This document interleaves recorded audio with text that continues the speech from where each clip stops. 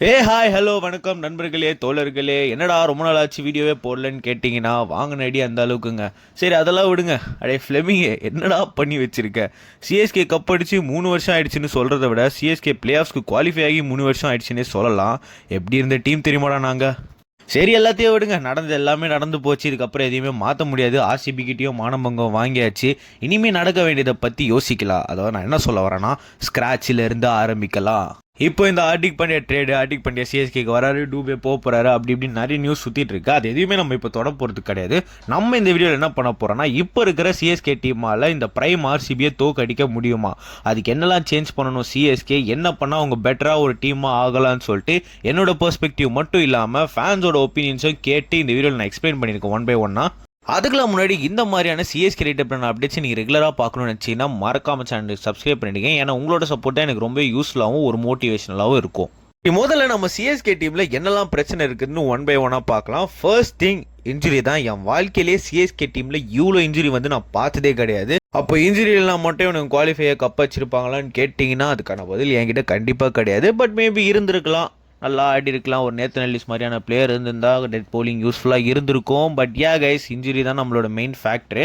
But injury தவிர வேறு என்னெல்லாம் ஃபேக்டர்ஸ் இருக்குன்னு ஒன் பை ஒன்னாக பார்க்கலாம். First one, opening partnership. CSK cup அடித்த எல்லா சீசன்லையுமே அவங்களோட ஓப்பனிங் பார்ட்னர்ஷிப் நல்லா வந்திருக்குது. ஆனால் இந்த சீசனில் ருத்ராஜ் கெய்க்வாட் நான் பிடிச்ச முயலுக்கு 3 கால் தாண்டா அப்படின்னு சொல்லிட்டு நம்ம எப்போல்லாம் ஒரு ஓப்பனிங் ஆட சொன்னோமோ அப்போல்லாம் அவர் ஆடாமல், எப்போல்லாம் வேணான்னு சொன்னோமோ அப்போல்லாம் ஆடிட்டு இருந்திருக்காரு.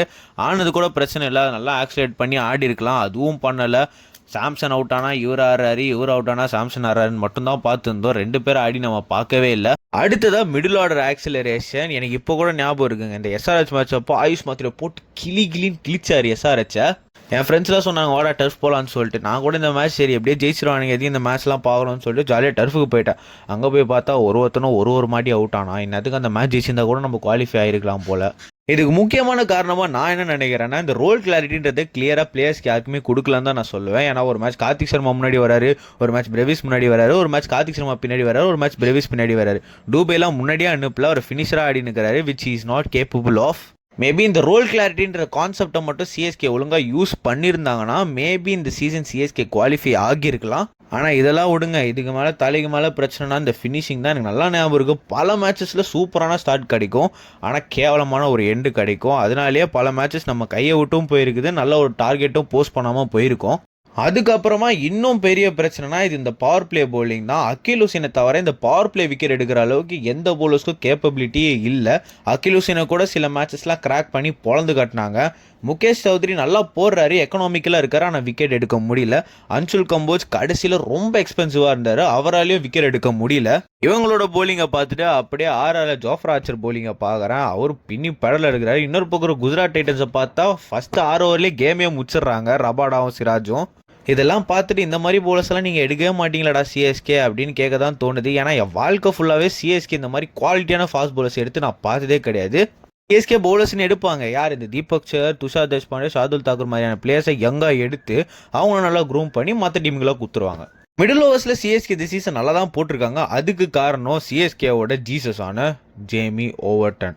அவர் இல்லைன்னா ஒன்றுமே நடந்திருக்காது இந்த சீசனில். நம்ம இவ்வளோ நல்லா முடிச்சதுக்கு காரணம், நல்லாலாம் முடிக்கல, இந்த அளவுக்கு டீசெண்டாக முடிச்சதுக்கு காரணமே ஜேமி ஓவர்டன் தான். டெத் போலிங் ஜேமி ஓவர்டன் இருந்த வரைக்கும் ஓரளவுக்கு டீசெண்டாக இருந்துச்சு. ஆனால் அவர் போனதுக்கப்புறம் இன்னொன்று அந்த அன்சுல் கம்போஸோட ஒயிட் ஆக்கர்லாம் கிராக் பண்ணதுக்கப்புறம் போட்டு கிளின்னு கிழிச்சிட்டாங்க. ஸோ டெத் ஓவர்ஸும் எனக்கு ஒரு கஞ்சனாக தான் தெரியுது. ஸோ இந்த எல்லா பாயிண்ட்ஸையும் வச்சு நம்ம ஒரு பிளேயிங் 12 பில்ட் பண்ண போகிறோம்.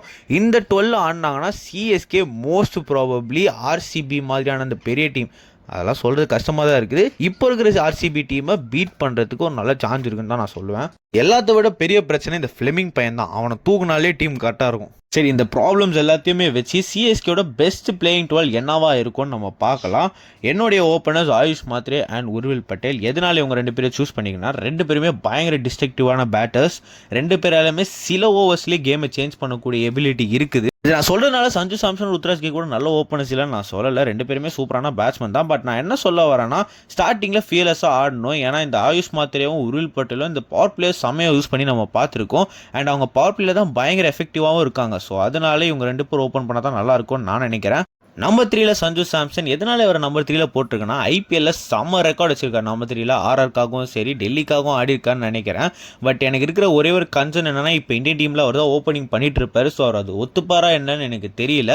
ஸோ இதுக்காகவே நான் கம்பீர் சார்கிட்ட கேட்குறேன், தயவு செஞ்சு வைபவ் சூரியவன்ஷும் அபிஷேக் சர்மாவும் ஓப்பன் பண்ண வச்சு சஞ்சு சாம்சன் ஒன் இருக்குங்க. ஸோ தட் இங்கே அவர் ஆடத்துக்கு நிறைய வாய்ப்புகள் இருக்குது. நம்பர் 4ல நம்ம கேப்டன் ருத்ராஜ் கெய்க்வாட்.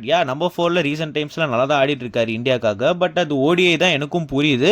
பட் இந்த டீமில் ஃபர்ஸ்ட் 6 ஓவர்ஸும் நல்லா கேப்பபிளாக யூஸ் பண்ணக்கூடிய பேட்ஸ்மேன்ஸ் நிறைய பேர் இருக்காங்க. ஸோ ருத்ராஜ் கெய்க்வாட் நம்பர் 4ல ஆனால் அந்த ஸ்டெபிலிட்டி கிடைக்கும் நானும் நம்புறேன். ஏன்னா ஃபர்ஸ்ட் 2 ஓவர்ஸில் விக்கெட் விழுந்தால் கூட அவர் நம்பர் 3 கூட போகலாம். ஏன்னா அவரால் நல்லா ஆங்கர் பண்ண முடியும் இன்னிங்ஸை. ஸோ அதனாலே அவரை நம்பர் 4ல நான் வச்சிருக்கேன். நம்பர் 5 and 6ல Dewald Brevis and Kartik Sharma. நல்ல ரன்ஸ் போயிட்டு இருந்துச்சுன்னா டெவால் ப்ரூவிஸ் அனுப்பி விடலாம். பட் சீக்கிரம் ஏர்லி விக்கெட்ஸ் வந்துச்சுன்னா கார்த்திக் சர்மாவை அனுப்பி விடலாம். ரெண்டு பேருமே நல்ல பேட்ஸ்மேன்ஸ், நல்ல டேலண்ட். ஸோ அவங்க ரெண்டு பேரும் நான் 5 and 6ல வச்சுப்பேன். நம்பர் 7ல சிவன் டூபே. கைஸ், எனக்கும் நம்பர் 7ல அவர் ஆட வைக்கிறது பிடிக்கவே இல்லை. ஏன்னா நம்பர் 4ல சூப்பராக ஆடக்கூடிய பேட்ஸ்மேன் அவர். பட் டீம் காம்பினேஷனை பொறுத்த வரைக்கும் நிறைய பேட்ஸ்மேன்ஸ் அந்த இடத்துல தான் ஆடுற மாதிரி இருக்காங்க. ஃபினிஷிங்கில் தான் யாருமே இல்லை. So most probably Shivam Dube number 7ல தான் ஆடுறது கரெக்டாக இருக்கும். இந்த மாதிரி டைமில் தான் ஹர்திக் பாண்டியா ட்ரேட் இருந்தால் எவ்வளோ நல்லா இருக்கும்னு யோசிக்க தோணுது. நம்பர் 8ல நம்ம சிஎஸ்கே ஜீசஸ் ஆன ஜேமி ஓவர்டன். இவரை பற்றி நான் சொல்கிறதுக்கு எதுவுமே இல்லை. நல்ல ஒரு ஃபினிஷர், நல்ல ஒரு பவுலர், நல்ல ஒரு ஃபீல்டர், டீம் பிளேயர். நம்பர் 9ல கரண்டாக இந்த வேர்ல்டோட பெஸ்ட் டெத் ஓவர் ஸ்பெஷலிஸ்டான நேத்தன் எல்லிஸ். கைஸ், இந்த வருஷம் அவர் பயங்கரமாக மிஸ் பண்ணோம். ஹோப்ஃபுல்லி நெக்ஸ்ட் இயர் அவர் ஃபுல் ஃபிட்டாக ஆடுவார்னு கடவுளை வேண்டிக்கலாம். நம்பர் 10ல நூர் அகமது. நம்பர் 11ல அன்ஷுல் கம்போஸ். நம்பர் 12ல கலீல் அகமத் ஆர் முகேஷ் சௌத்ரி. பட் என்ன பர்சனலாக கேட்டிங்கன்னா நான் முகேஷ் சௌத்ரியாக சொல்லுவேன். ஏன்னா அவர் பயங்கர எஃபெக்டிவாக இருந்தார். கலீல் அகமதோட நல்லா பேஸில் போட்டார், நல்லா எக்கனாமிக்கலாக வந்தார், அப்பப்போ விக்கெட்டும் எடுத்து கொடுத்துருந்தாரு. பட் சிஎஸ்கே எனக்கு தெரிஞ்சு கலீலுக்கு தான் போவாங்க. பட் நான் ப்ரிஃபர் பண்ணுறது முகேஷ் சௌத்ரி தான். கேட்குறது எனக்கு புரியுது, என்னடா ஒரே ஒரு ஸ்பின்னர் வச்சு ஆட போகிறேன்னு. பட் கைஸ், நம்மகிட்ட வேறு வழியே கிடையாது. இந்த மாதிரியான ஒரு நல்ல டீம் அசம்பிள் பண்ணணும்னா நம்ம ஒரு ஸ்பின்னரை இழந்து தான் ஆகணும். அண்ட் இந்தியன் ஸ்பின்னர்ஸ் நம்மக்கிட்ட அவ்வளோ குவாலிட்டியில் நம்மக்கிட்ட கிடையவே கிடையாது. ராகுல் சேர் இருக்கார், பட் அந்த அளவுக்கு எஃபெக்டிவாக லாஸ்ட் சீசன் இல்லை.